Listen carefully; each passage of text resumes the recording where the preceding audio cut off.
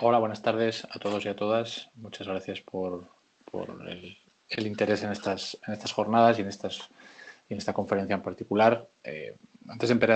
empezar, quería agradecer a la Universidad de Vigo y al Centro Asociado de la UNED en Ourense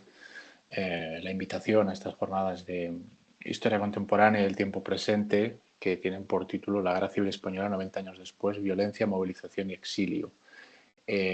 Como complemento a las charlas de mis compañeros en las jornadas y mi compañera en la jornada, yo hablaré sobre todo de la cuestión de la movilización y la experiencia bélica en el frente, tal y como pueden ver en el título de la conferencia La Guerra Civil Española, experiencia, movilización y adoctrinamiento 1936-1939. El objetivo de esta charla es aportar algunas ideas en torno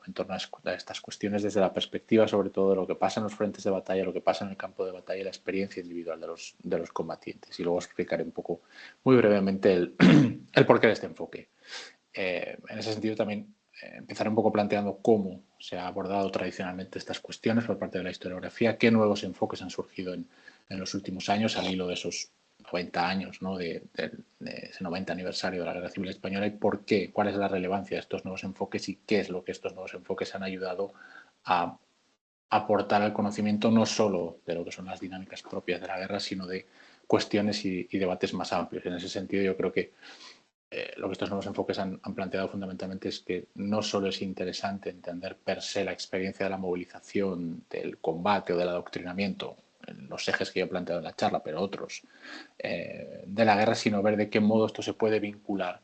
al análisis y a la comprensión de procesos constructivos, dinámicas históricas mucho más amplias, como puede ser, por ejemplo, el resultante o la resultante de la Guerra Civil Española, que fue la construcción o el advenimiento del régimen franquista. En ese sentido, quiero dejar claro que el foco de la charla, aunque intentaré en algunos momentos hacer alusiones al ejército republicano y al bando republicano, el foco de la charla fundamentalmente se centrará en el ejército sublevado en la guerra civil, porque es el sujeto principal de mis investigaciones, de mi trayectoria investigadora,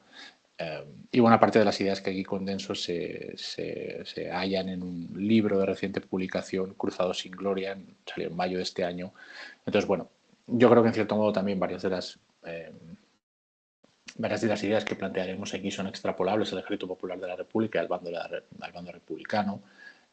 cuando se habla de la experiencia de la movilización, del combate, de este adoctrinamiento, pero bueno, quería dejar claro que el foco fundamental de la charla se referirá a la ejemplificación y las casuísticas se referirán sobre todo al ejército rebelde. ¿De qué hablaremos? Una muy breve presentación de lo que hablaremos en esta charla. Hablaremos un poco de la caracterización de la Guerra Civil Española. Fue una guerra total, una guerra moderna, industrial y de masas. ¿Y qué implicaciones tiene esto? Que consideremos la Guerra Civil Española como una guerra total y sobre todo como una guerra moderna. Es importante este concepto. Hablaremos también de movilización bélica y de los problemas derivados de ello. Si es una guerra total, la guerra total comporta la necesaria movilización de decenas de miles, centenares de miles, más de 1 millón en el caso del ejército sublevado y en torno a 1 millón en el caso del ejército republicano, individuos para librar la guerra, para poder llevar a cabo la guerra, más allá de lo que es la movilización de las retaguardias, que en este caso quedará un poco fuera del foco de la charla, pero que es igualmente importante. Y eso genera toda una serie de problemas derivados de la gestión de esos enormes contingentes humanos, ¿no? Y del encuadramiento y, sí, como digo, de la gestión de esos contingentes humanos. También hablaremos, en cierto modo, abordaremos algo más brevemente, pero también se tocará la cuestión de las actitudes frente a la movilización y la guerra, las actitudes individuales. Creo que esto es importante y creo que esto se vincula con otro de los temas, que es la relación, que será la parte final de la intervención, de la charla, entre movilización e ideologización. Esto tiene que ver, por ejemplo, con cuestiones muy relevantes como el debate sobre la naturaleza política del régimen franquista, que ha generado muchísima literatura, ¿no? Y que todavía sigue generando mucha literatura, en el cual se plantea un poco, no entraremos en este debate, pero simplemente lo contextualizo, se plantea si el régimen franquista fue o no un régimen fascista. Algunos historiadores dicen que sí, yo creo que sí hasta mediados de los años 40, otros historiadores dicen que fue un régimen fascistizado, quiere decir que adoptó una serie de elementos simbólicos fascistas, pero la naturaleza de la estructura de ese régimen no se asemejaba a los fascismos europeos de la época, Alemania e Italia. Pero bueno, en todo caso creo que tiene sentido porque esa relación entre movilización e ideologización aporta a debates más amplios, que es un poco una de las ideas que comentaba hace un momento, ¿no? De qué forma lo que nosotros estudiamos en el frente, en el campo de batalla, puede tener su impacto, tiene su impacto, es fundamental, es clave, es muy importante para entender cuestiones que van más allá de lo que pasa en los frentes de batalla, ¿no? Es decir, lo que pasa en los frentes de batalla no solo tiene interés para entender la marcha militar de la guerra, sino que es importante para otras muchas más cuestiones, ¿no? Y luego plantear unas muy breves conclusiones. ¿Por qué un enfoque como este? Es decir, ¿por qué un enfoque en el cual hablar sobre las nuevas perspectivas sobre lo que pasa en los frentes de batalla y entender de qué modo esto se puede vincular a análisis e interpretaciones más amplias, ¿no? Yo creo que el 90 aniversario de la Guerra Civil Española invita a resituar la guerra en un lugar central, que eso es algo que paradójicamente no se había hecho hasta ahora, ¿no? Y me explico con ello y pasamos a la primera diapositiva, que pretende plantear de forma muy breve, muy sucinta, el marco teórico de esta charla. En primer lugar, me gustaría destacar una idea clave y me gustaría también señalar el origen de esta idea, que no es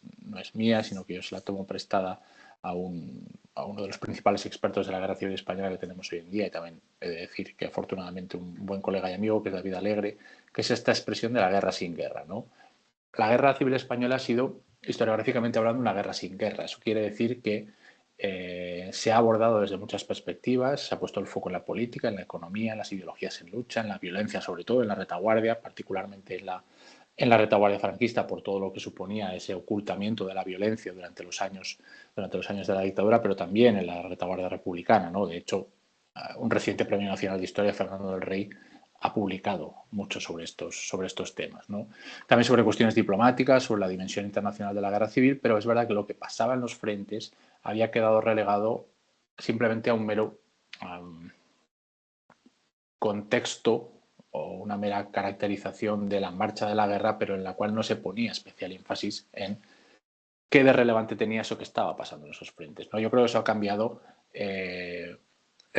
fundamentalmente en los últimos 20, 25 años, ¿no? Y creo que a la colación de esos 90 años que plantean estas jornadas creo que puede ser interesante hablar de ello. Porque al final había una pregunta importante, ¿no? ¿Dónde quedaba la historia de los soldados? ¿Y dónde quedaba la historia del frente? Más a ras de suelo, teniendo una consideración fundamental, que sin victoria bélica no hay todo lo demás. Sin victoria bélica no hay constitución del régimen franquista, no hay dictadura de 40 años. Sin movilización, sin experiencia bélica no hay franquismo. Y claro, no se puede preguntar por qué esta minusvaloración de lo que pasa en los frentes, ¿no? Yo creo que frente a las evoluciones metodológicas, los cambios de paradigma historiográficos que sí que ha sufrido el estudio de la Guerra Civil Española en sus otras dimensiones que hemos hablado, lo que pasaba en los frentes todavía sigue viéndose en buena medida y hasta hace no mucho todavía seguía interpretándose a la luz, digamos, de los presupuestos historiográficos de la historia militar más clásica y más tradicional, frente, por ejemplo, al surgimiento de la nueva historia militar que sí que ha tenido impacto en el análisis de otros conflictos, como por ejemplo la Primera, la Segunda Guerra Mundial, un enfoque que tiene que ver con una historia sociocultural, con el giro lingüístico, con representantes, por ejemplo,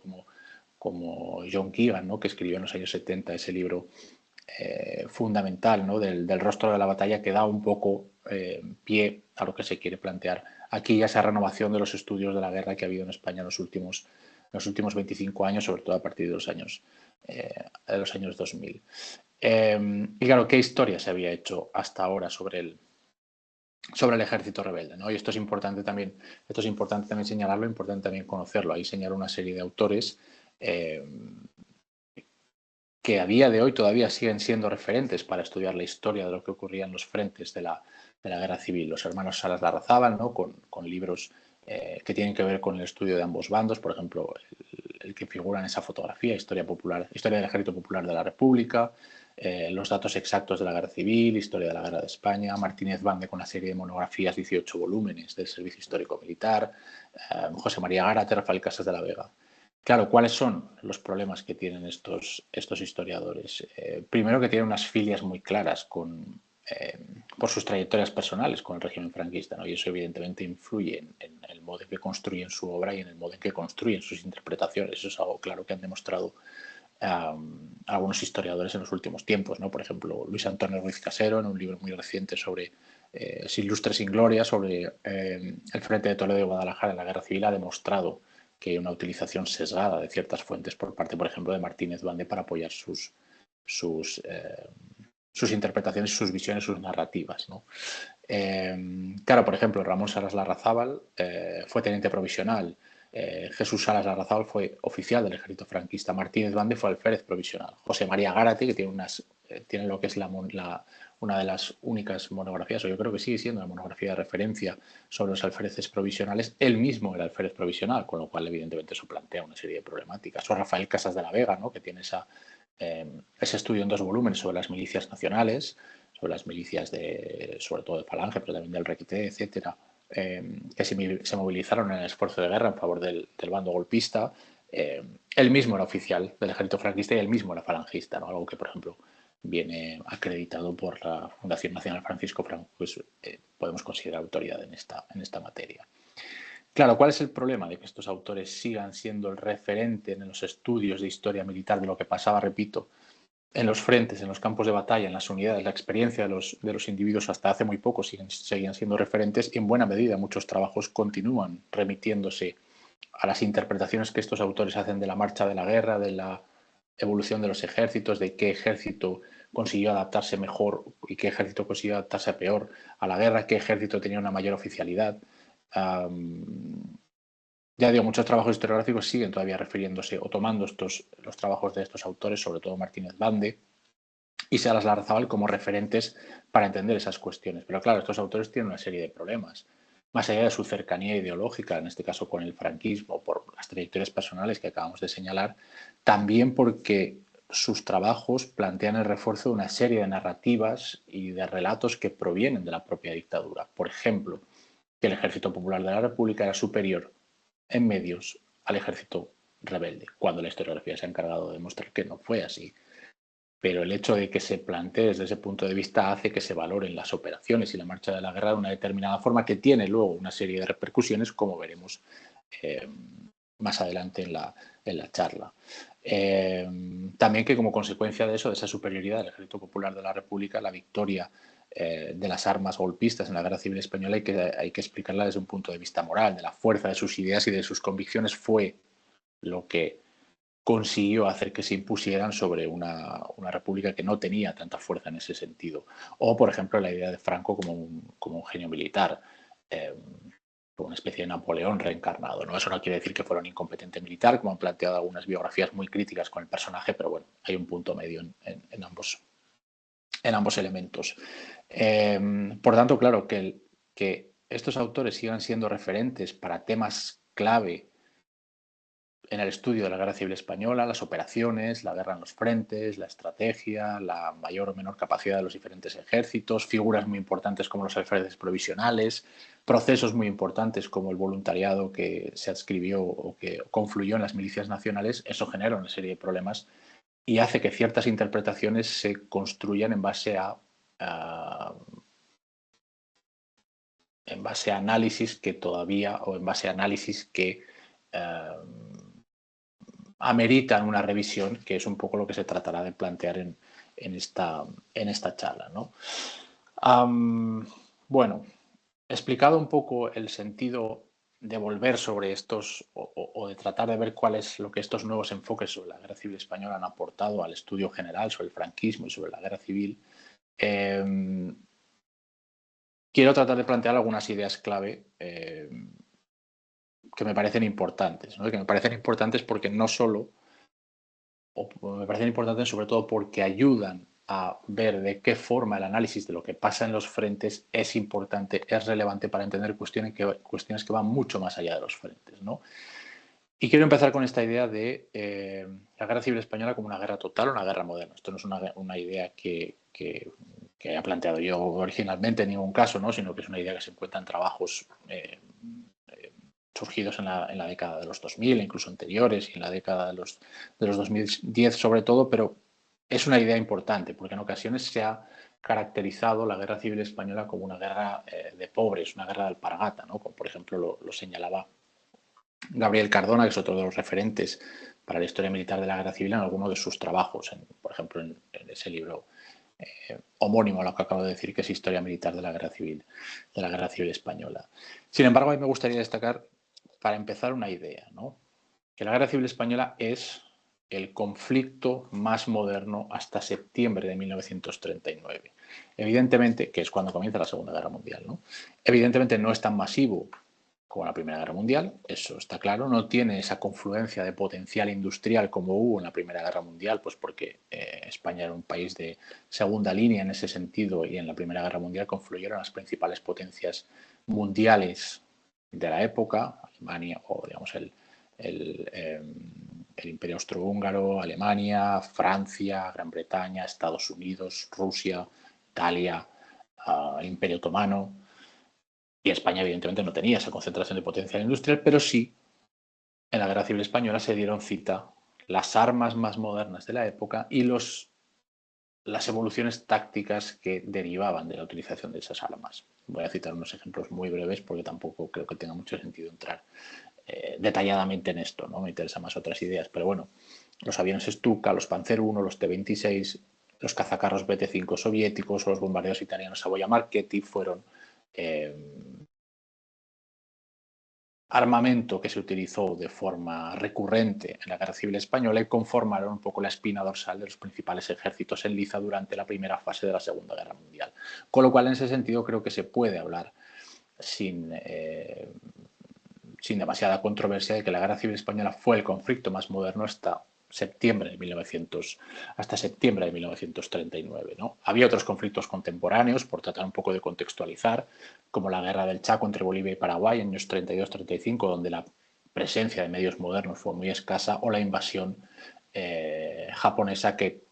se introdujo de lleno en la Guerra Civil China. La invasión japonesa de julio de 1939 sobre China, que evidentemente ahí sí había un contendiente, que era el ejército nipón, que sí tenía medios modernos avanzados, pero no lo tenían ambos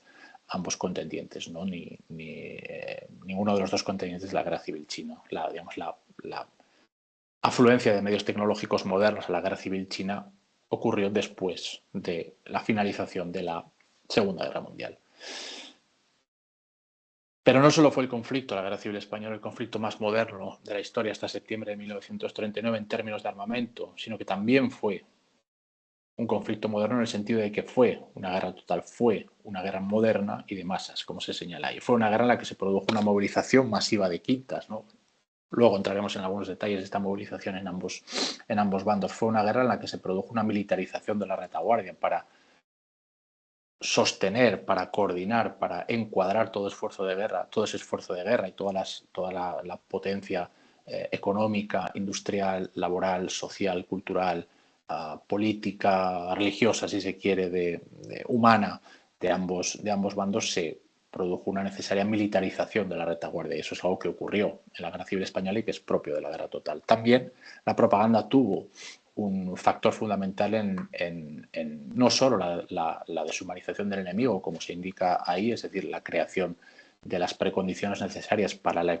eliminación del enemigo, bien fuera a través de políticas de violencia de masas, como ocurrió en ambas retaguardias, como también a través de el propio combate, ¿no? Para que se produzca o para superar esa barrera moral, esa barrera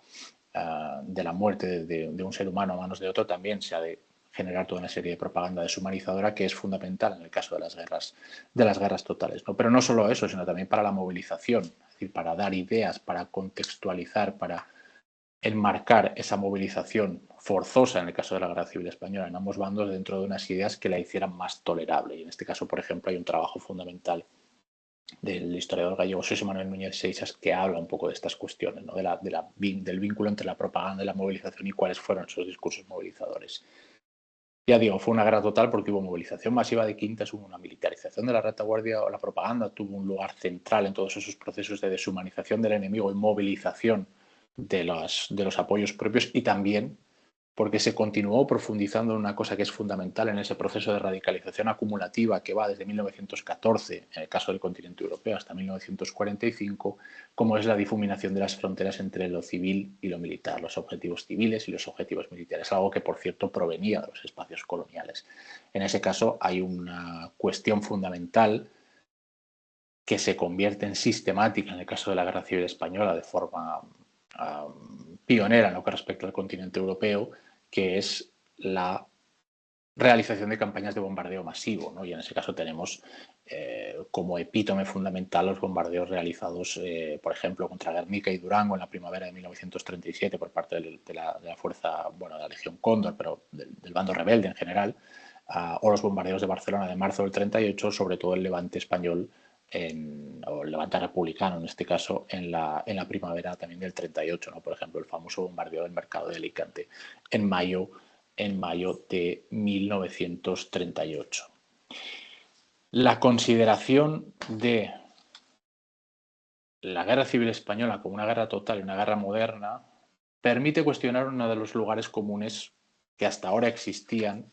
en torno a la Guerra Civil Española. Y es uno de los primeros ejemplos de cómo el estudio de lo que pasa en los frentes, el estudio de la guerra, la resituación de la guerra como un factor fundamental, como un acontecimiento histórico fundamental que va más allá del mero enfrentamiento entre ejércitos en el campo de batalla, sino que tiene unas dimensiones mucho más amplias y mucho más de larga duración,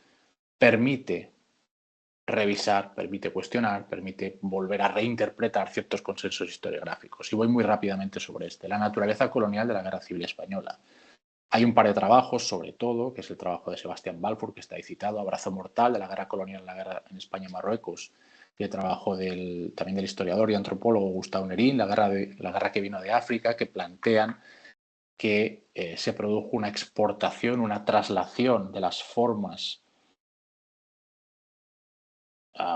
que los rebeldes, o se había producido una exportación, una traslación de las formas que los rebeldes tenían de entender la guerra desde las campañas del protectorado. Y eso tiene que ver, como se señala ahí, con el africanismo, que fue un elemento identitario clave de los golpistas. Es decir, buena parte de los generales y altos militares golpistas habían desarrollado sus carreras en el ámbito del protectorado marroquí, o sea, protectorado español en Marruecos, y se imbuyeron de una cultura bélico-política claramente contrarrevolucionaria, que fue lo que dio un poco una identidad a esa parte del ejército. Claro, pero hablar de la idea de exportación y hablar de la idea de traslación, lo que nos plantea es que básicamente la Guerra Civil Española se concibió, esa es la idea, ¿no?, que se plantea en estos trabajos, se concibió como una guerra colonial porque esa era la mentalidad de los oficiales. Y yo creo que esto se puede matizar muy claramente si atendemos precisamente a esa idea de la guerra moderna, ¿no? La guerra colonial fue un antecedente, fue un referente experiencial, y hemos dicho que España no había participado en la Primera Guerra Mundial y el antecedente inmediato de la Guerra Civil Española había sido o fueron las campañas coloniales en el Rif, en el norte de Marruecos, pero no fue un modelo. Porque los procesos de deshumanización que se aplicaron en la guerra civil no procedían necesariamente de la guerra colonial, sino que eran también consustanciales a la guerra total. Es decir, no es que se extrapolaran esos modelos de deshumanización del enemigo y se considerase al enemigo republicano del mismo modo que un rifeño. No, existían también jerarquías raciales ahí, y ese proceso de deshumanización era propio también de la guerra total. También porque la tipología de violencia fue diferente. La violencia en la guerra civil fue más masiva, más profunda, más extensa y sobre todo tuvo un carácter preventivo. Y eso es un elemento fundamental, porque la violencia generalmente en las campañas coloniales tenía más bien un carácter instrumental y un carácter represivo, reactivo a, por ejemplo, una resistencia, lo que fuera. En el caso de la guerra civil tenía un carácter preventivo, es decir, se asesinaba por la voluntad de prevenir cualquier resistencia, no para contestar a una resistencia que se hubiera dado. Por eso, en pueblos donde no se ofrecía resistencia, igualmente se ejecutaba de forma masiva a aquellos que eran considerados como enemigos de forma amplia, sindicalistas, militantes de partidos de izquierdas, en fin, lo que conocemos sobre la violencia en la retaguardia rebelde en la guerra civil. Tampoco fue una guerra colonial si atendemos a la tipología del enemigo, ¿no? A fin de cuentas, en el caso de la Guerra Civil Española, los golpistas se enfrentaban, o había, digamos, un enfrentamiento entre dos ejércitos regulares, a partir ya de una fecha tan temprana como octubre de 1936, cuando se decreta la creación del Ejército Nacional, el Ejército del Norte y el Ejército del Sur por un lado, y el Ejército Popular de la República por el otro. Esa tipología del enemigo no solo era de carácter regular, sino que además eran dos ejércitos de masas, cosa que no sucede en las guerras coloniales, y ambos tenían un amplio recurso al armamento más moderno de la época, como hemos planteado. En el caso de la República, los primeros blindados soviéticos llegan prácticamente en el mes, si no recuerdo mal, de septiembre, finales de septiembre, comienzos de octubre, con esa primera ofensiva que se realiza en la localidad de Seseña, ¿no? Por tanto, el tipo de conflicto no es una guerra colonial, no se concibe como una guerra colonial, sino que es una guerra moderna, sobre todo a partir de noviembre de 1936, cuando fracasa el asalto rebelde sobre Madrid, y eso abre las puertas a la constitución de una guerra formal y una guerra total. Y en ese sentido quería destacar dos ideas y ya ya pasamos a otra cuestión. El carácter de la guerra civil española, en contraposición con lo que ha planteado a veces la historiografía, no hay que entenderlo, o no lo da solo lo que sucede entre julio y noviembre de 1936, sino que es, al contrario, lo que sucede desde entonces. Eso es lo que da carácter, lo que da carta de naturaleza a la guerra civil española. De hecho, yo creo que entre julio y noviembre de 1936 tiene más sentido, por ser un poco preciso y puntilloso, si lo queremos ver así, tiene más sentido hablar de conflicto que no de guerra, porque no estaba muy claro que lo que se estuviera produciendo fuera una guerra o fuera la consecuencia de un golpe alargado, ¿no? Ahí se puede teorizar y se puede escribir mucho, pero bueno, creo que es un claro parteaguas lo que pasa antes de Madrid en noviembre de 1936 con lo que pasa después. Y en segundo lugar, la comprensión de la guerra civil española como una guerra moderna y una guerra total permite situar a España como un caso paradigmático. ¿Un caso paradigmático en qué? En los debates historiográficos que han tratado de entender la relación entre la violencia colonial y la violencia de masas en el continente europeo. Sabemos que en los espacios coloniales se desarrollaba violencia de masas contra las poblaciones que eran colonizadas desde finales del XIX y las primeras décadas del siglo XX. Y eso luego se traslada al continente europeo, a los teatros bélicos del continente europeo. ¿De qué forma? ¿Cuáles son los vectores? ¿Cuáles son los elementos conectivos en ese proceso de traslación? Aquí la guerra civil española puede ejercer un elemento fundamental. ¿Por qué? Porque las campañas coloniales se desarrollan en los años 20 hasta el desembarco, sobre todo desde Anual, anteriormente, pero también desde Anual, la fase más álgida de esa violencia colonial, hasta el desembarco de Alhucemas, y solo 10 años después es cuando se produce el golpe de Estado y se produce esa campaña de exterminio masivo en las retaguardias, ¿no? Entonces ahí no es una guerra colonial, pero sí hay un elemento de conexión muy claro que permite que España contribuya a este debate, ¿no? Otra idea que creo que es importante para entender esa naturaleza de la guerra civil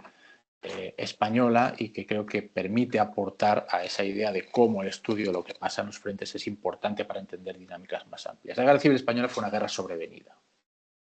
Como ya hemos dicho, el ejército español no tenía experiencia en la guerra moderna, ¿no? Los antecedentes habían sido campañas coloniales, la campaña colonial que se había desarrollado en el protectorado español, que era una campaña irregular contra un enemigo irregular, desde luego no de masas, y escasamente moderna. El escaso armamento moderno lo proveía España. Aparecieron algunos blindados a comienzos de los años 20, aparecía algo de artillería, aparecía un poco de aviación, el uso de gases, por ejemplo, para bombardeo de objetivos civiles por parte de la aviación española, pero de forma muy localizada y muy escasa. No tiene parangón en ese sentido con lo que sucedería posteriormente en la Guerra Civil Española. De igual modo, ninguno de los dos bandos estaba preparado, preveía que se iba a producir una guerra civil española. Evidentemente, en el caso republicano está claro, ellos son los que reciben el golpe, y además las primeras ideas con respecto a lo que está pasando era descartar eso o calificarlo como una suerte de asonada militar que se podía solucionar de una forma policial, ¿no? Luego ya se ve evidentemente que no, sobre todo con la progresión tan rápida de las columnas que pasan desde África, desde el protectorado, y constituyen ese ejército de África, esas columnas africanas, ¿no? Pero tampoco los rebeldes tenían claro, tenían previsto, habían preparado habían preparado una campaña larga. Lo que los rebeldes querían era dar un golpe decisivo con el objetivo de controlar rápidamente los principales nodos de poder. Lo que pasa es que de las principales ciudades, como todos sabemos,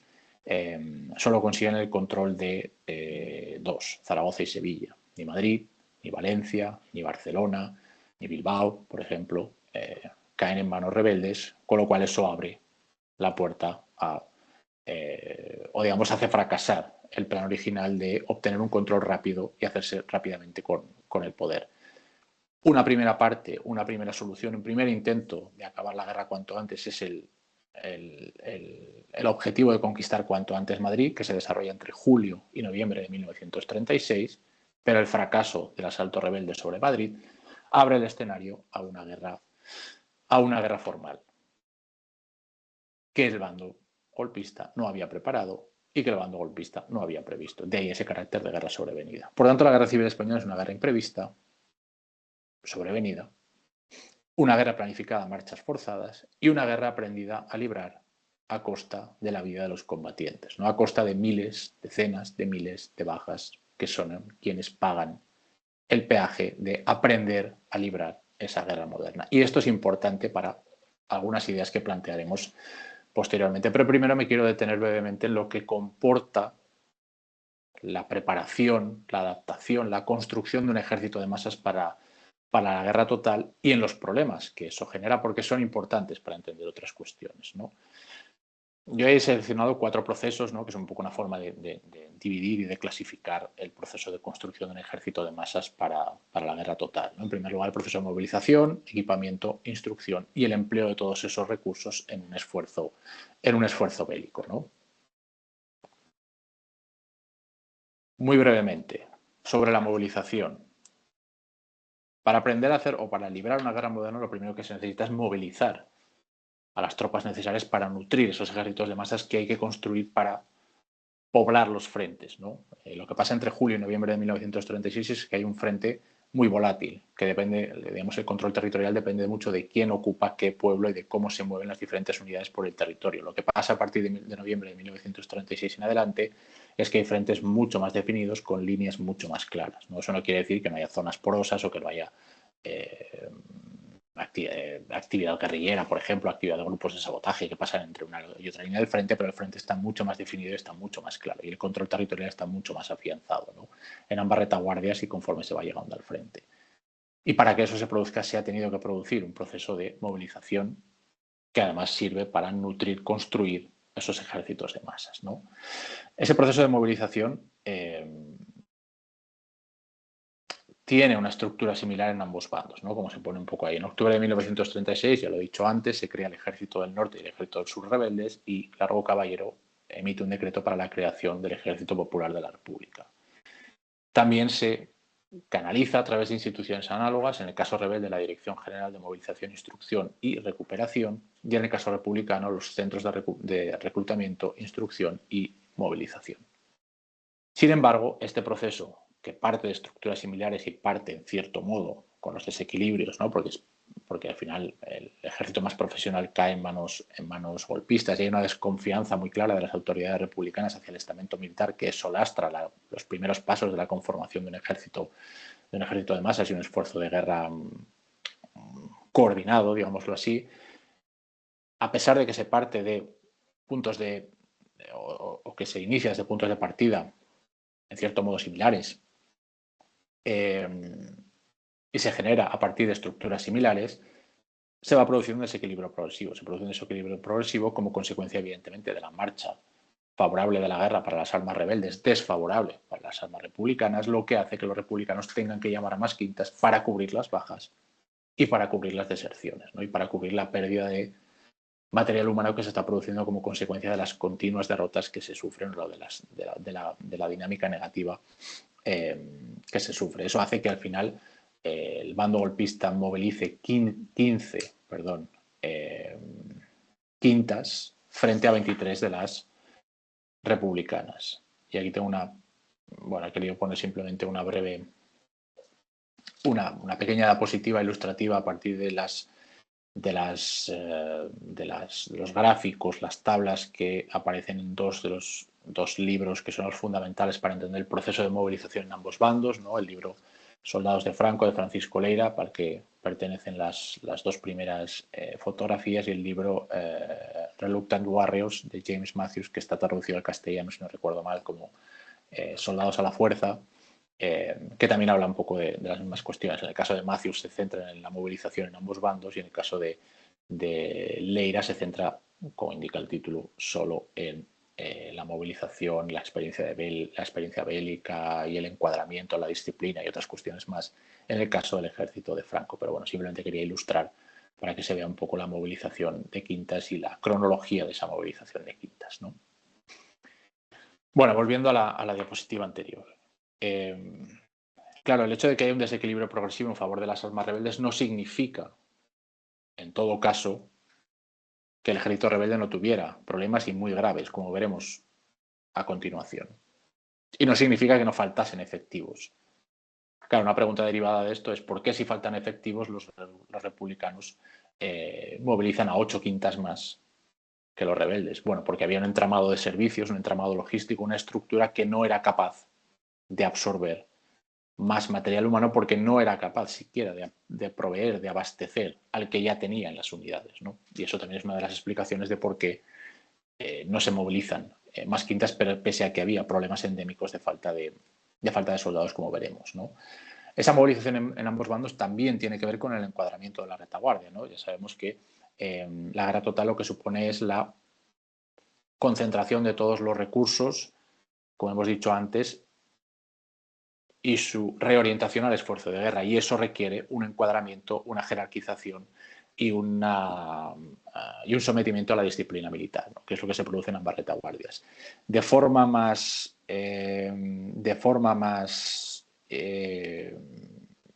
rápida y efectiva, podríamos decir,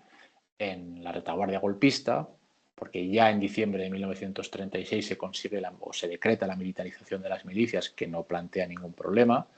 de entidad, y eso se acaba con la parte política, que es el decreto de unificación, como todos sabemos, de abril de 1937. Y en el caso de la retaguardia republicana, eso plantea más problemas. Plantea, bueno, es un proceso más largo, digámoslo así, ¿no? Los decretos que intentan militarizar a las milicias se extienden desde finales de 1936 hasta la primera mitad de 1937, con ese enfrentamiento, a diferencia de lo que ocurre en la retaguardia golpista, en mayo de 1937, que ya es uno de los elementos que permite centralizar cada vez más el esfuerzo de guerra y someterlo a una disciplina constante, o una disciplina clara, mejor dicho. En todo caso, todo este proceso de movilización en ambos bandos lo que genera es un mito,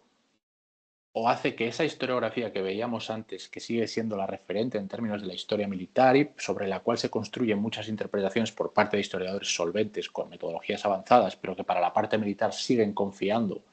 porque tampoco hay otros referentes o no había otros referentes hasta hace no mucho, en esos Martínez Band, en esos Salas Larrazábal, genera un mito resultante. El mito de que el Ejército Nacional, como dice ahí, Ejército Nacional, Ejército Golpista, Ejército Rebelde, Ejército Nacional, siempre que utilicemos Ejército Nacional hay que emplear las mayúsculas porque es el nombre propio. Si se quiere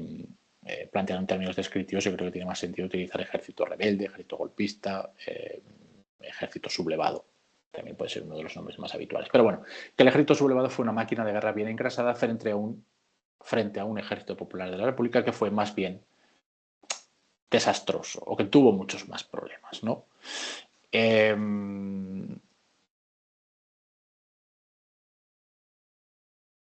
¿Por qué esto es un mito? Porque si uno desciende y si uno va a las fuentes internas del ejército rebelde, lo que ve son toda una serie de problemas de una entidad muy considerable. Problemas considerablemente graves que permiten reinterpretar ciertas cuestiones o ciertas visiones o ciertas narrativas o ciertos análisis o revisar ciertas interpretaciones, mejor dicho, que se han hecho sobre cuestiones relevantes, como veremos a continuación, la siguiente diapositiva, ¿no? Claro, al final los problemas del ejército sublevado derivan de todo esto que hablábamos antes, de que la guerra civil española es una guerra moderna para la cual no se tiene experiencia previa, porque recordamos que las experiencias previas procedían de los entornos coloniales, es una guerra sobrevenida y una guerra imprevista, como decíamos hace un momento, y es una guerra que se tuvo que aprender a marchas forzadas, es decir, siempre intentando adaptarse a la realidad de lo que ocurría en el frente de batalla, y se tuvo que aprender sobre todo a base de decenas de miles de muertos y heridos en los campos de batalla. Muy brevemente explico la cuestión de los problemas del ejército rebelde, porque es una cuestión más de análisis militar que creo que es importante, pero creo que tampoco tiene más sentido entrar, me interesa más entrar en otras cuestiones. Había una falta endémica de equipos, transporte, fortificaciones, armamento, vestuario, todo eso generaba toda una serie de quejas de mandos divisionarios, algunas tan importantes como, por ejemplo, quejas de Juan Yagüe en una fecha tan tardía como diciembre de 1938, en la cual al frente de su cuerpo de ejército marroquí, cuando el cuerpo de ejército marroquí le han sido asignados una serie de objetivos en la ofensiva sobre Cataluña, que sabemos que tampoco fue particularmente problemática para el ejército rebelde por el estado ya de descomposición del ejército popular de la República y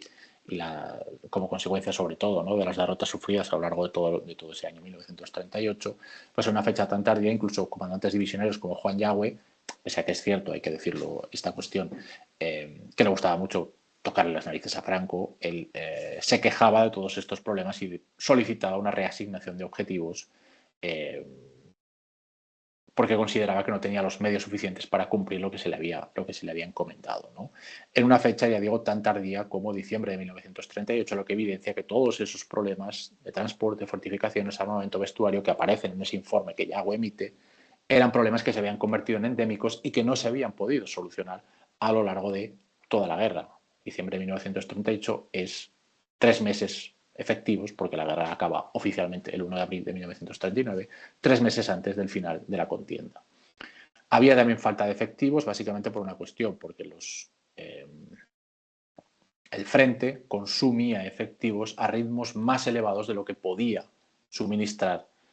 las capacidades de movilización de ambos bandos, ¿no?, sumado a la cuestión de las deserciones, etcétera, etcétera, que en este caso son más acusadas en el bando republicano conforme avanza la guerra.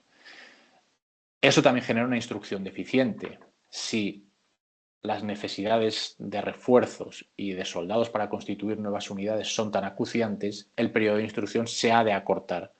forzosamente porque hay que enviar cuerpos a primera línea de combate, ¿no?, para tapar las bajas, para cubrir las deserciones, para constituir nuevas unidades, tanto reclutas como también suboficiales. Por ejemplo, los alféreces provisionales, ¿no?, que fue una medida, estos oficiales provisionales que también tuvieron su correlato en el ejército republicano, que fueron una medida para tratar de construir una columna vertebral en base a los suboficiales que ayudase a cohesionar el ejército sublevado, apenas recibieron una instrucción de 21 días, lo cual evidentemente no les permitía digamos, adoptar los conocimientos necesarios para comprender en toda su complejidad una cuestión tan importante como la guerra moderna y cómo librar la guerra moderna, ¿no? Por ejemplo, con cuestiones como,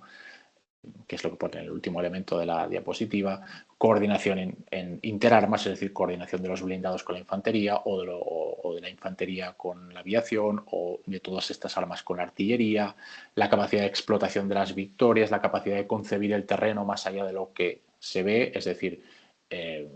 tratar de entender que se podía explotar en profundidad el campo enemigo a pesar de que no se tuviera a la vista, ¿no? El hecho de concebir el campo de batalla como un elemento que es solo lo que, o solo se extiende hasta donde llega a la vista, es una cuestión, como dicen muchos informes del ejército sublevado, una cuestión que procede sobre todo del modo de hacer la guerra en el protectorado. Entonces, todo ese proceso de instrucción afecta de forma decisiva a la adaptación a la guerra moderna. ¿De qué forma eso contribuye el entender todas estas cuestiones, más allá de entender mejor cómo se vivió la Guerra Civil Española, de qué forma contribuye a interpretaciones más amplias, ¿no? Pues yo voy a poner aquí el ejemplo de una idea que es uno de los lugares comunes historiográficos, no solo historiográficos, sino que se ha convertido también en un lugar común, en cierto modo, entiéndaseme, en la cultura popular, porque es la foto que ilustra la diapositiva, apareció esta idea precisamente de la tesis de la guerra lenta de Franco en la película Mientras dure la guerra de Amenábar, ¿no? Si lo buscan en YouTube, ponen escena avión mientras dure la guerra, es un fragmento, digamos, esta es una fotografía de esa escena y ahí aparece esta idea. Bueno, ¿qué dice la tesis de la guerra lenta y por qué es importante la tesis de la guerra lenta? La tesis de la guerra lenta es importante, o la tesis de la guerra lenta dice, primero de todo, que Franco retrasó deliberadamente importante, fundamental, deliberadamente el final de la contienda. ¿Por qué? ¿O por qué es importante esto? Porque esto nos habla de cómo fue el proceso constructivo de la dictadura franquista, porque se señala que Franco retrasó deliberadamente el final de la contienda con dos objetivos fundamentales. En primer lugar, afianzar su poder al frente de la coalición golpista y al frente del régimen que se estaba poco a poco creando, que estaba surgiendo de forma incipiente. Y en segundo lugar, para exterminar concienzudamente, es decir, se correlaciona la marcha de la guerra, la marcha más o menos acelerada de la guerra, con el proceso, uno de los procesos germinales del régimen franquista, que fue el exterminio de la así denominada anti-España. Y esto se ha planteado desde varios puntos de vista, que son importantes porque a partir del análisis que venimos haciendo hasta ahora se pueden contestar varias de estas ideas. Se ha planteado desde la perspectiva de la lógica militar. Se ha planteado que operaciones como el desvío a Toledo para aliviar el sitio del Alcázar en septiembre de 1937, la aceptación del envite republicano en Teruel a finales de 1937 e inicios de 1938, cuando el cuartel general de Generalísimo estaba planeando una operación para intentar volver a tomar Madrid después de la finalización de la campaña del norte. Se ha señalado por parte de quienes defienden esta idea de la guerra lenta, ¿no?, que son historiadores solventes, como por ejemplo Paul Preston o Ángel Viñas, y que es una idea que ha sido reproducida a partir de citar a estos autores de forma profusa en la historiografía. Se ha planteado que el desvío a Valencia en abril de 1938, una vez termina la ofensiva de Aragón, que se produce después de la batalla de Teruel, y una vez se conquista Lérida, en vez de seguir hacia Barcelona, capital de la República, para tratar de conquistarla, se desvía hacia el ejército hacia Valencia en una operación que se considera inexplicable por parte de estos autores que han defendido esta idea de la guerra lenta, e incluso Paul Preston en su biografía sobre Franco, indica que en noviembre de 1938 el caudillo, el generalísimo, dudaba si iniciar la ofensiva de Cataluña. En un momento tan favorable de la guerra, dudaba sobre si iniciar la ofensiva contra Cataluña. Pero claro, ¿qué no tiene en cuenta?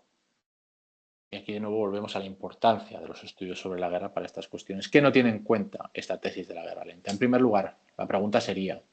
si la tesis de la guerra lenta plantea que Franco retrasó deliberadamente el final de la contienda, la pregunta que surge de forma natural sería, ¿podía haber ganado antes de haberlo deseado, de haberlo querido? Se sobreentiende que sí, ¿no? Porque si el retraso deliberado quiere decir que existía la posibilidad de ganar. Pero claro, eso no tiene en cuenta primero lo que hemos hablado, que la guerra civil española es una guerra sobrevenida y una guerra aprendida, que España no tiene experiencia previa en una guerra moderna porque no participa en la Primera Guerra Mundial, sino en conflictos coloniales como los del protectorado español en Marruecos. Y en esto Madrid es un ejemplo clave. ¿Por qué las columnas africanas, que habían avanzado de forma fulgurante desde el sur peninsular hasta llegar a las inmediaciones de Madrid entre julio y noviembre de 1936, se estrellan y no son capaces de entrar en Madrid? Es por ese desvío en septiembre de 1937 para aliviar el sitio del Alcázar de Toledo, o tiene que ver con que el tipo de guerra que habían librado hasta ese momento era un tipo de guerra ineficaz en un entorno enorme, en un entorno denso y en un entorno urbano como era el de Madrid, que lo que invitaba más era una guerra moderna que esas columnas africanas no sabían librar porque no tenían la experiencia para ello. Evidentemente es una interpretación, pero yo creo que la cierta documentación, ¿no?, que podríamos entrar en esto, pero no voy a entrar en ello, apunta en esa idea, ¿no? También lo que no tienen en cuenta esta lógica militar de los defensores de la tesis de la guerra lenta son las sucesivas directivas que se emiten en el seno del ejército sublevado entre noviembre de 1937 e incluso antes, y sobre todo a lo largo de 1938, en el que se dice explícitamente que las unidades tienen que aprender los fundamentos de la guerra moderna para tratar de ganar la guerra cuanto antes. Esa expresión aparece de forma explícita en la documentación del ejército sublevado, y parece poco plausible pensar que el cuartel general de Generalísimo, ergo el propio Franco, que supervisaba la acción del cuartel general de Generalísimo y tomaba las decisiones en última instancia, estuviera invitando a sus unidades a ganar cuanto antes la guerra si lo que quería era ganar en el momento en el que, o sea, digamos, retrasar deliberadamente el final de la guerra, ¿no? Y evidentemente lo que esta lógica militar, lo que esta interpretación de la lógica militar no tiene en cuenta son todos los problemas que acabamos de ver: la falta de medios, la falta de instrucción, la falta de oficiales y suboficiales. Y aquí, antes en la diapositiva anterior, he puesto un ejemplo que yo creo que es bastante ilustrativo de estas cuestiones, ¿no? En febrero de 1939, en la campaña sobre Cataluña, un cuerpo de ejército, de los cuerpos de ejército más relevantes del ejército golpista, como era el cuerpo de ejército de Navarra, que aproximadamente sobre el papel debería tener, compuesto por 3 divisiones, entre 24.000 y 30.000 hombres, pero considerando los problemas de efectivos podemos establecer que pudiera tener 18 o 20.000 efectivos, informa al cuartel general del generalísimo de que no puede avanzar porque está obteniendo porque está enfrentando gran resistencia, y prueba de ello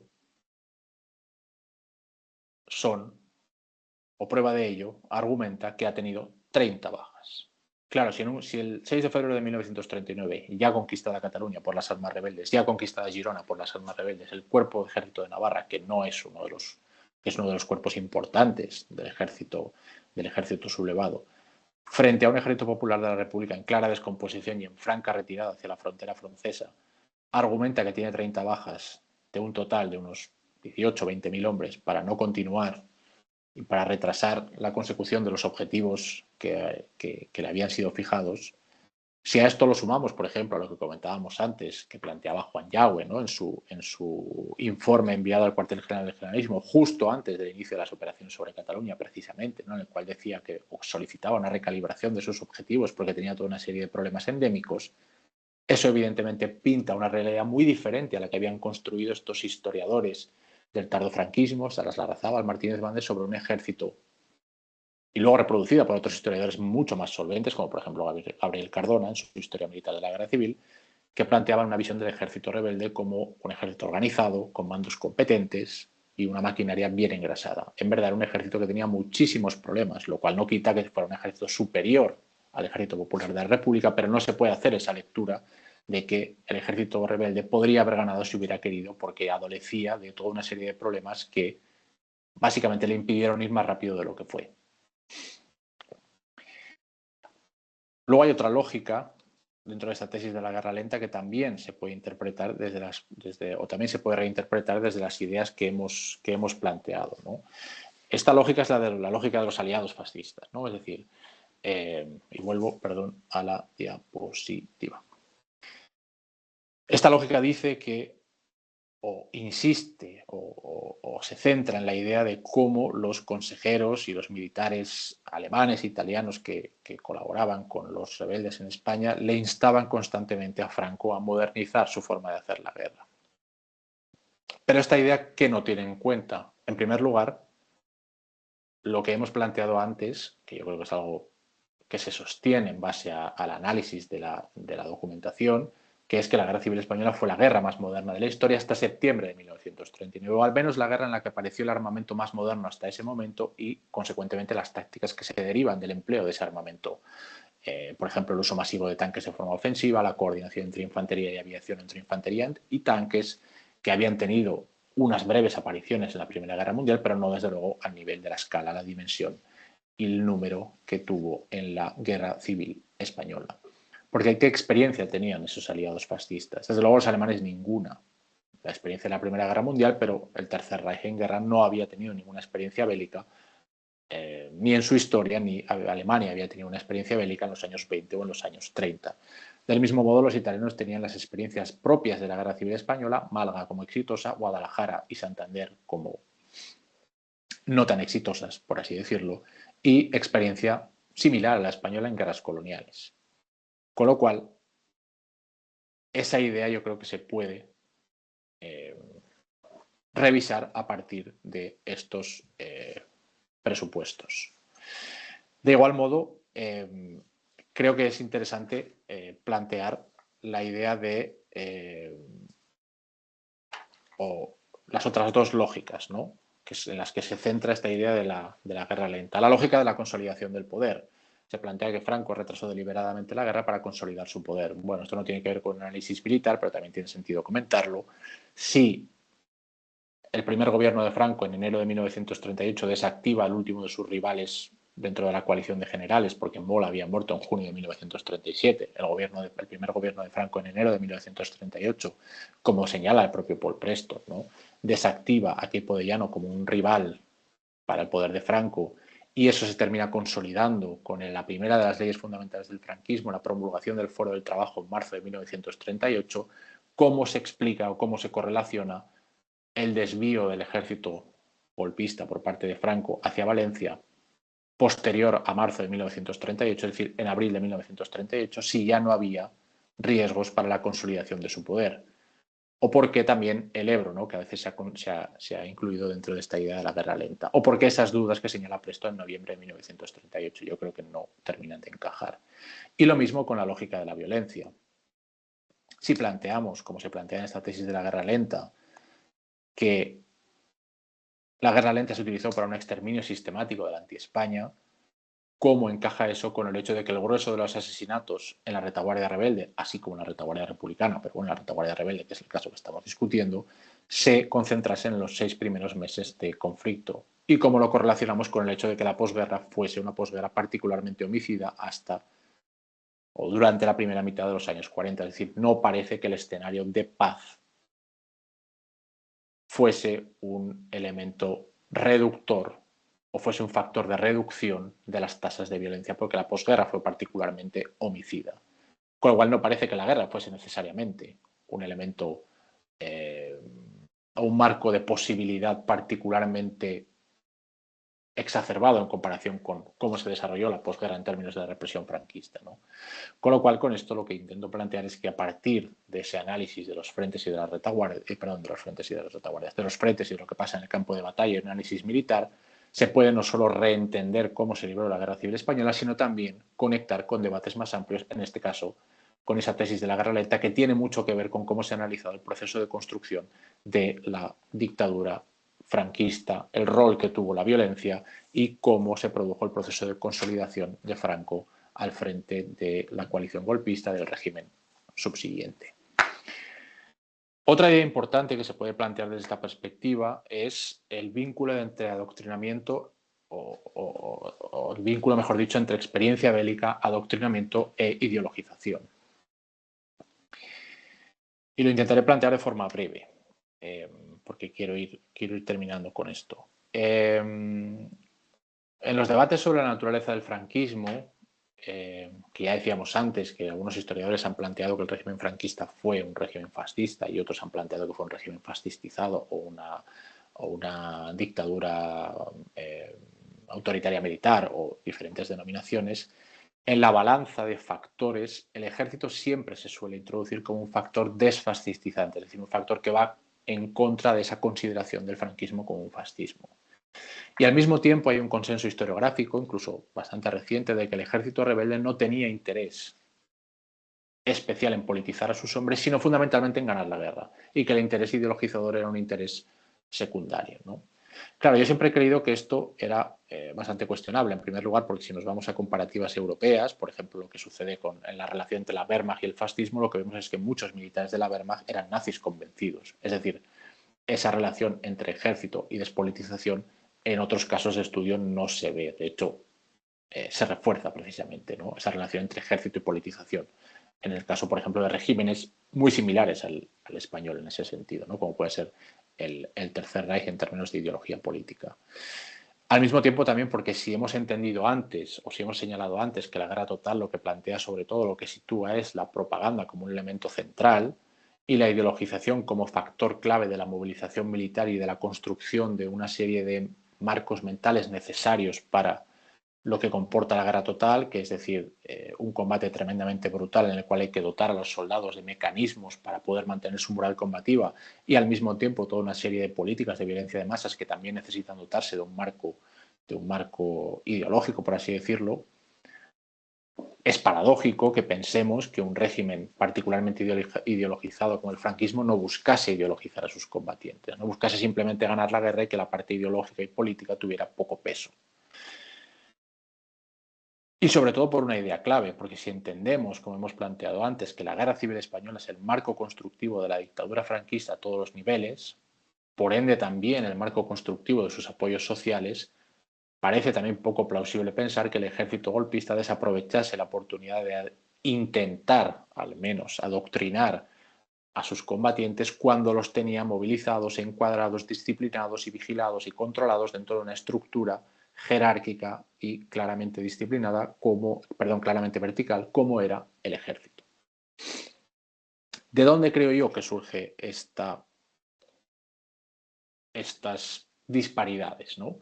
Yo creo que surge de una incomprensión de la ideología y su funcionamiento. Evidentemente, si entendemos la ideología como algo de máximos, como algo incluso si lo podemos ver así dogmático, podemos concluir que la experiencia bélica en las filas del ejército sublevado o la experiencia bélica en las filas del ejército popular de la República, tanto me da, no produjo un proceso de socialización ideológica. Otra cosa es si la entendemos esa ideología en términos de adaptación, en términos de crítica de parte de los elementos que se tratan de socializar desde arriba, en este caso, ¿no? De diálogo con esas ideas que vienen desde arriba, de pragmatismo, es decir, de adaptación de unas ideas por conveniencia individual, de oportunismo y también de supervivencia. Si la entendemos en esos parámetros, entonces creo que se puede interpretar la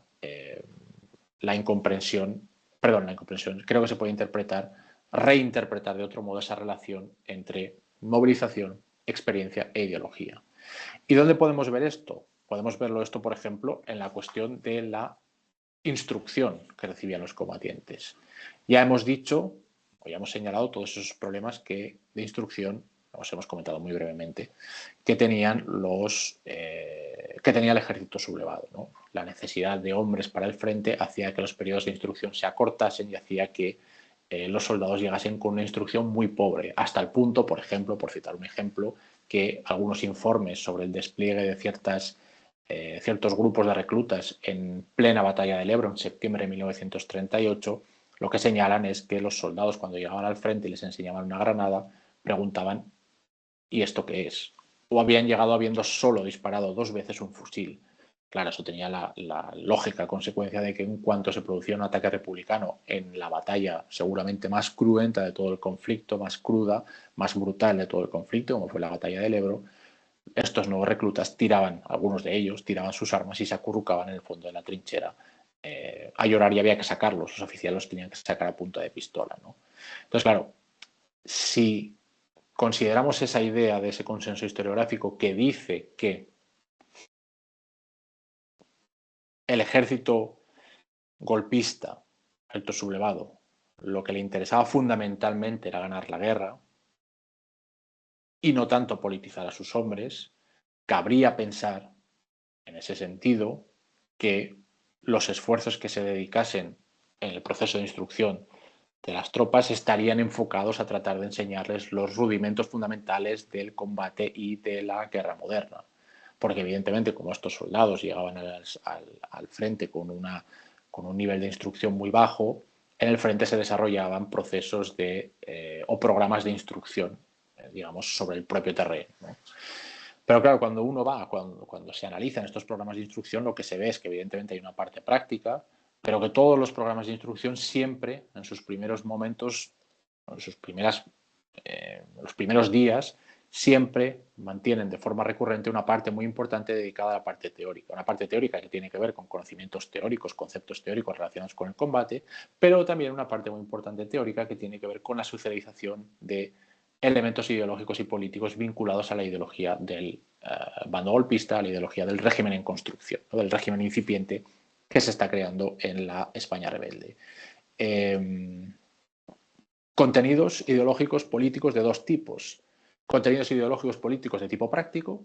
por ejemplo, explicar los beneficios del fuero del trabajo, por ejemplo, explicar que como serían, una vez llegase la victoria, excombatientes formarían parte o tendrían una serie de beneficios, tanto ellos como sus familias, trabajo, pensiones, subsidios, etcétera, etcétera. Algo que puede tener cierta lógica y que ya va apuntando a una dirección muy clara en ese sentido, en los objetivos, mejor dicho, del ejército rebelde, pero al mismo tiempo también contenidos de tipo político que nada tenían que ver con cuestiones pragmáticas, sino que simplemente tenían que ver con la socialización de una serie de ideas sin aplicación práctica, desde luego, en el ámbito militar, pero ni siquiera en el ámbito de contrapartidas que ofrecía el régimen para atraerse el apoyo de sectores sociales, como por ejemplo se hablaba de la gloria de España en la época de los Reyes Católicos, el concepto de raza o el carácter mesiánico de... o se hablaba, mejor dicho, del culto a Franco tanto que el líder carismático, ¿no? Cuestiones que no tenían una aplicación práctica. Entonces, claro, lo que vemos ahí es que esa idea de que el ejército solo tenía esa intención de ganar la guerra y que las partes del adoctrinamiento y la política estaban bastante supeditadas a esa idea central, no se refleja en los programas de instrucción que recibían los combatientes, ¿no? Al contrario, parece que la politización y la ideologización tiene un peso fundamental. Y es que tiene sentido si entendemos, como creo que se puede entender, esa movilización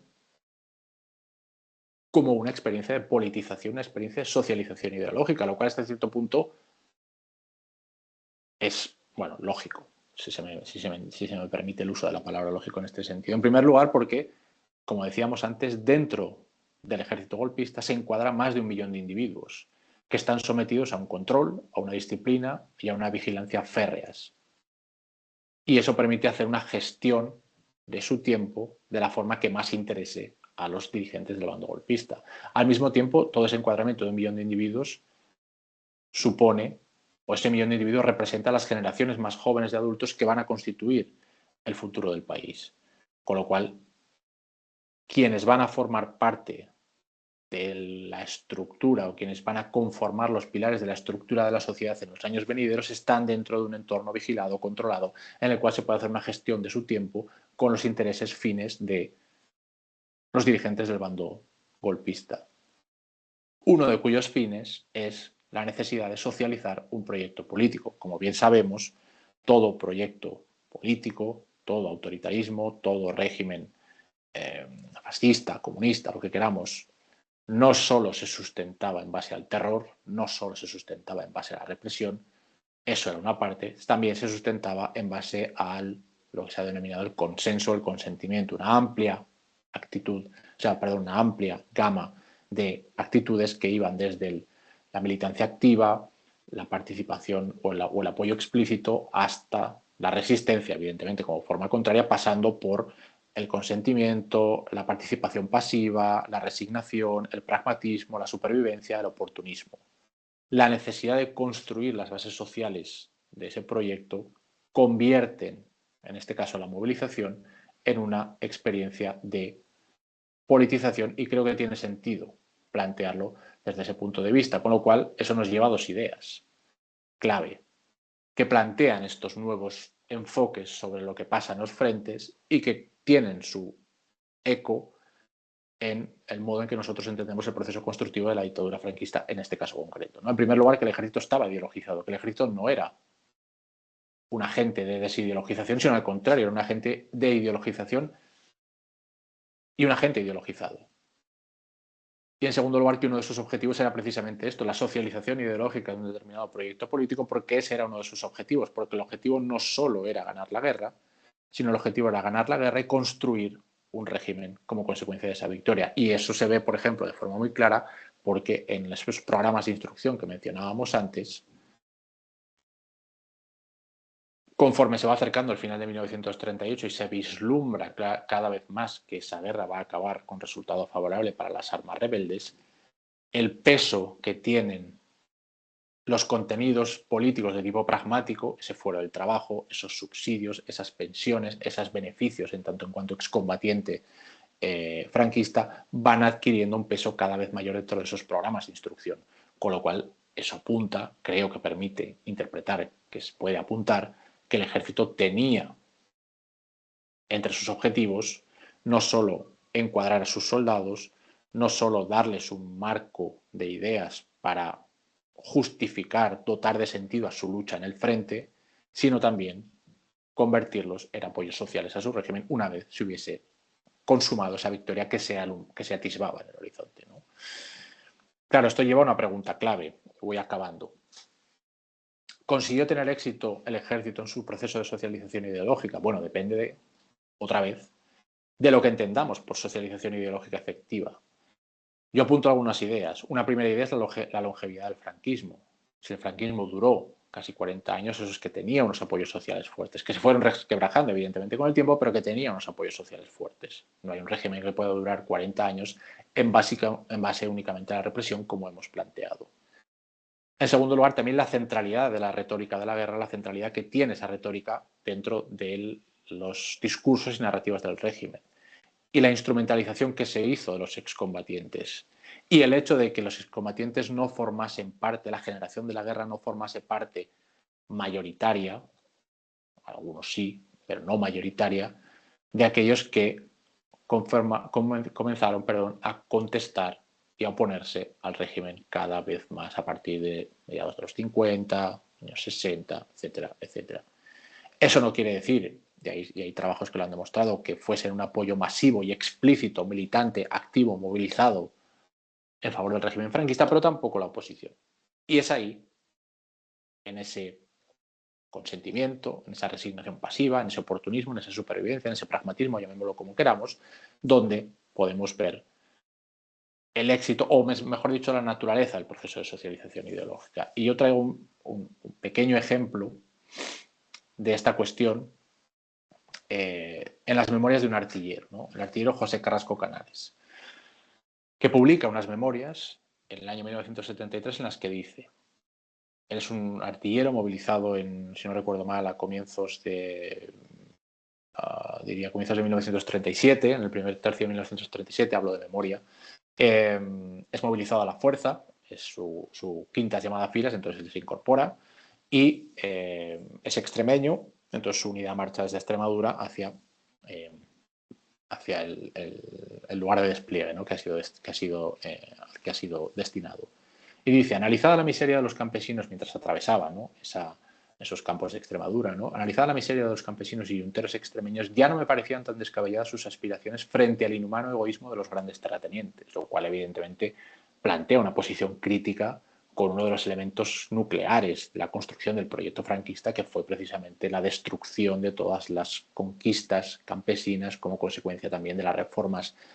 promovidas por la República, la reforma agraria, etcétera, etcétera, y el volver a dar poder a esos grandes terratenientes que fueron, de hecho,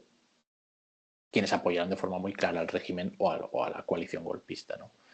Pero al mismo tiempo plantea, posteriormente, el ideal franquista, se entiende lo franquista por el contexto en el que lo dice, preconizaba el orden, el pan y la justicia para todos los españoles. Claro, esto evidentemente contrasta muy claramente con el fragmento anterior, ¿no? Porque si estamos planteando que no le parecían descabelladas las aspiraciones de los yunteros y campesinos, eso es incompatible con decir que el ideal franquista preconizaba el orden, el pan y la justicia para todos los españoles, porque no preconizó, desde luego, el pan y la justicia para esos campesinos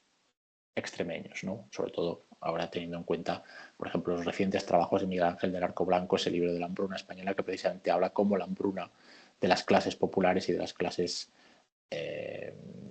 y también en los ámbitos rurales, ¿no? Fue una política activa del régimen de sometimiento, entre otras cuestiones, ¿no? Pero precisamente en este contraste es donde yo creo que se pueden entender los matices y las complejidades y las contradicciones de ese proceso de socialización ideológica. Porque al final José Carrasco Canales era un individuo anónimo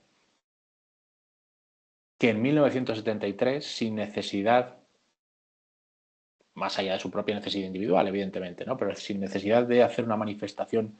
política en uno u otro sentido, decide publicar unas memorias y decide publicar su visión de la guerra, evidentemente muy condicionada también por el contexto político-social en el que las publica, año 1973, ya con el fin del franquismo que se está más o menos vislumbrando en el horizonte, con las movilizaciones sociales, etcétera, etcétera. Y en esa salida del anonimato, en ese posicionamiento, decide demostrar parte de ese ideal o decide demostrar una visión empática o una visión crítica frente a partes del franquismo, pero al mismo tiempo decide alinearse, decide reproducir parte de ese discurso. Y eso es el proceso de socialización ideológica. Si entendemos la socialización ideológica como un elemento de máximos,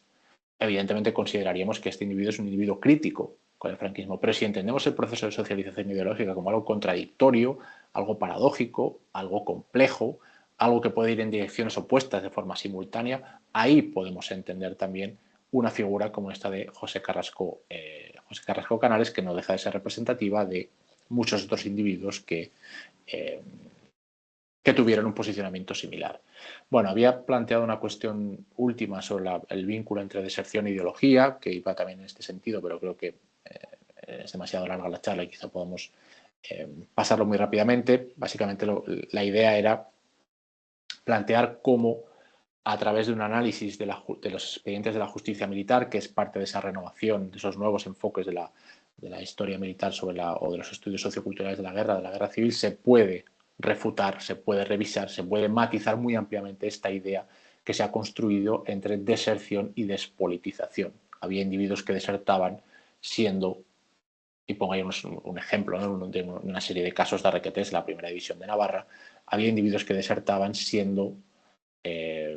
claramente afines y estando plenamente convencidos de los ideales y de los motivos políticos e ideológicos por los cuales estaban luchando en el bando en el que estaban luchando, ¿no? En este caso, Requetés de la Primera División de Navarra, que se habían presentado voluntarios en el verano de 1936 y que en un parón de las operaciones desertan. ¿Eso no quiere decir que se puedan interpretar como despolitizados? No. Eso quiere decir que hay otra serie de factores que hay que tener en cuenta más allá de la despolitización. Cansancio, problemas familiares. Y hay que tener en cuenta también que la resistencia, la evasión y el rechazo fueron los elementos principales de la actitud de cualquier soldado frente a la vasta mayoría de los soldados frente a la experiencia de la guerra, incluyendo también a aquellos ideologizados. La ideología no inmuniza frente a la brutalidad de la guerra, no inmuniza frente al cansancio, no inmuniza frente a las ganas de evasión, no inmuniza frente a las ganas de rechazo, ¿no? Y eso creo que es importante y creo que es otra de las contribuciones que se puede plantear. Por concluir, 4 conclusiones muy rápidas y lo dejo aquí, espero no haberme extendido demasiado. Creo que es importante entender la Guerra Civil Española como un fenómeno histórico plenamente inserto en su época. Y eso tiene que ver no solo con las dimensiones que se han estudiado hasta ahora, política, económica, diplomática, internacional, ideológica, etcétera, etcétera, etcétera, sino también con lo que está pasando en los frentes, sino también con las dinámicas bélicas y sino también con los procesos de violencia de masas que se correlacionan con lo que está pasando en los frentes de batalla. En este sentido, la Guerra Civil Española, como hemos dicho en varios momentos, es paradigmática para muchas cuestiones. Es paradigmática para entender ese debate del tránsito de las violencias procedentes de los espacios coloniales a los espacios del continente europeo. Es también paradigmático para entender los procesos de construcción de los regímenes fascistas, si entendemos el franquismo como un fascismo. Por el hecho de que el régimen fascista español, esto es el franquismo, es el único fascismo que llega al poder mediante una guerra civil. Y que si consideramos esas 5 etapas que el historiador Robert Paxton señalaba en la evolución de los fascismos, el franquismo es el que empieza por la última de esas etapas, que es la etapa de radicalización o entropía, la de la radicalización, violencia de masas, genocidio, exterminio, etcétera, etcétera. El franquismo empieza precisamente por esa última etapa y eso es significativo y ayuda a entender muchas cuestiones que tampoco puedo entrar en ellas por falta de tiempo. También es paradigmático para entender, por ejemplo, el proceso de resistencia del antifascismo, ¿no? España es uno de los casos de mayor resistencia frente al advenimiento de los regímenes fascistas. De hecho, resiste 3 años el Ejército Popular de la República, pese a haber sido un desastre como una historiografía había planteado. Con lo cual es paradigmático en muchos sentidos, ¿no? También para las tipologías de la violencia bélica de masas, esas campañas de bombardeos sistemáticos que mencionábamos antes, ¿no? En segundo lugar, yo creo que ha quedado claro, y es uno de los ejes y una de las conclusiones de esta conferencia, de esta aproximación que he intentado hacer, la necesidad de situar la guerra y el frente como espacios y ejes clave. Por ejemplo, para entender la naturaleza y la función que cumplió la violencia en el proceso constructivo del régimen franquista. Esa idea que hablábamos de la naturaleza colonial de la guerra, esa idea que hablábamos de la guerra lenta. Pero al mismo tiempo, la necesidad de situar la guerra y el frente como ejes clave para entender el propio proceso constructivo de la dictadura franquista, con esta última cuestión que hablábamos del adoctrinamiento y de la Guerra Civil Española como una experiencia de socialización ideológica. Otra idea que quería destacar a nivel conclusivo, ¿no?, también es esta idea del cuestionamiento constante de los consensos historiográficos, ¿no?, a partir del trabajo con nuevas fuentes, con nuevas preguntas, con nuevos intereses de investigación y con nuevos enfoques se puede y es necesario, y es lo que permite el avance del conocimiento historiográfico, cuestionar los consensos. Y eso últimamente ha pasado en el caso de la Guerra Civil Española por todo el trabajo que se ha hecho para entender lo que pasaba en los frentes y para entender cómo lo que está pasando en los frentes es importante para cuestiones, es importante no, es capital para entender cuestiones que van mucho más allá de sus frentes en toda su complejidad. Y por último, la necesidad de situar al individuo en su centro de análisis. Precisamente lo que pasa en los frentes tiene como protagonistas principales a esos individuos y la acumulación de esas historias individuales es lo que nos permite entender muchas de las cuestiones que pueden ser elementos interpretativos para debates más amplios que el simple enfrentamiento entre ejércitos, que es como se había interpretado la Guerra Civil Española desde un punto de vista militar hasta la fecha. Nada, simplemente con esto acabo. Espero que no haya sido muy largo, espero que haya sido interesante. Como siempre, creo que es importante entender, analizar, aproximarnos a la historia a contrapelo, tratando de entender que no es una línea recta que va desde un punto claro a través de una sucesión de hechos, una secuencia lógica y que termina